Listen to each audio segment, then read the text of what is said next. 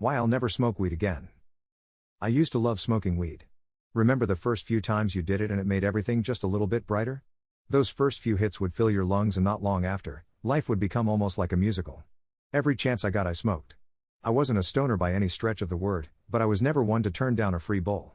My ex-girlfriend's neighbor and childhood friend Bronson was particularly charitable. Whenever I would drive up to her house after a long night of tearing tickets at the local theater, he would almost always be in her garage ripping away. And almost always he would offer me a hit or two. And I would almost always kindly oblige. This would happen at least 2 to 3 times a week over the course of about 9 months. As soon as we would finish, every time, I would go downstairs, make some food in my girlfriend's downstairs kitchen, put on a funny movie and laugh my high little ass off. Occasionally my girlfriend would join us, and after we were done burning, we would head down to her room and have just the best THC-infused sex romp 2 kids at 18 could have. If you've never had sex high, I strongly suggest that you do. If there was one thing that didn't suck, it was that summer. Until suddenly one night it all changed. I had gotten violently too high. Like, the kind of high where if you're not doing anything productive you just sit there and reevaluate your entire life and all the decisions you've made, that have shaped you into who you are today, then pass out. Yeah, that high. Well, that same night I woke up in the middle of the night around 2 in the morning to the sound of a woman weeping. Guttural weeping. The whole time I was paralyzed. What do? Do I wake up my girlfriend and potentially frighten her, or just hope it passes? After 25 long minutes it finally passed. I stayed awake all night trying to talk some sense into myself. Was I just too high and hearing shit, or was what I was heard real? I had just assumed it was my girlfriend's mysterious mother or something, who had spent most, if not all of her time confined in her bedroom. Then it had occurred to me. I had only met my girlfriend's mother once the entire time we had been dating. At this point we had been dating for a little over 7 months, and I had not even asked my girlfriend once why I never see her mom around. I stayed awake all night contemplating the possible reasons as to why I never saw her.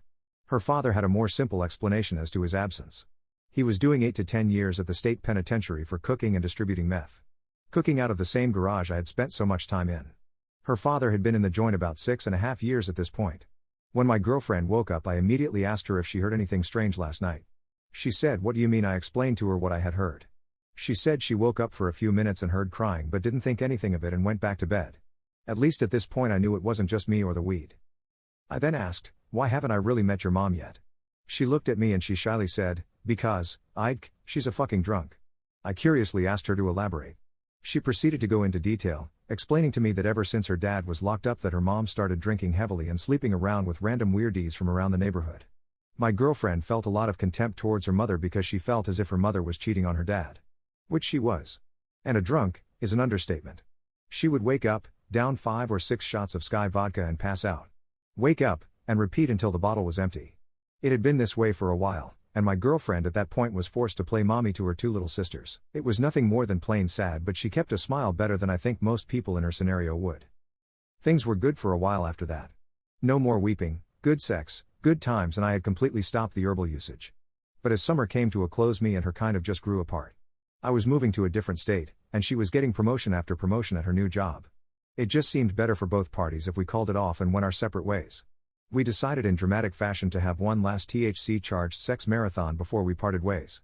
At this point I hadn't smoked weed in about a month or so I was a little hesitant, but hey, when a girl wants to get high and have sex, you get high and have sex. I called Bronson and told him to meet us in my girlfriend's garage in 10 minutes. I didn't have to explain to him why because he already knew exactly why. I made my way into the garage through the side door and was immediately punched in the face by an odor so rotten my eyes began to water. Smelled like sour milk and rotten chicken. I asked my girlfriend, "What the fuck is that smell?" She took one solid whiff and said, "Rat, dead rat." Her house was located right behind a farm, and on occasion rats would find their way over to her house to take shade when it got too hot. So, we opened the side door and turned on a dusty fan we found. Bronson arrived shortly after and didn't seem to notice the smell all that much. We three-way shared one of the best bowls I'd ever had in my life. Although the high almost, at least for me, intensified the smell. But I tried my best to ignore it. Not long after, me and her were downstairs having sex for the last time. It was magical. He'll just leave it at that. We went out separate ways and stayed in touch for only a few months after that. Fast forward about 2.5 years. I was visiting in town for my mother's birthday that day. I was eating dinner with the family while watching Sunday Night Football. I was posted up on the love seat, contemplating whether or not I should go back for seconds. My phone starts buzzing violently on the kitchen table. It gave me more of a reason to go up and get seconds. I pick up my phone. It was Bronson. I answered awkwardly. "Hey man. Turn to channel 13 right now." Is everything okay? Just fucking do it. Ha, okay? I changed the channel and could not believe what I was seeing. The news anchor started to explain how a local woman was being charged with 4 counts of murder.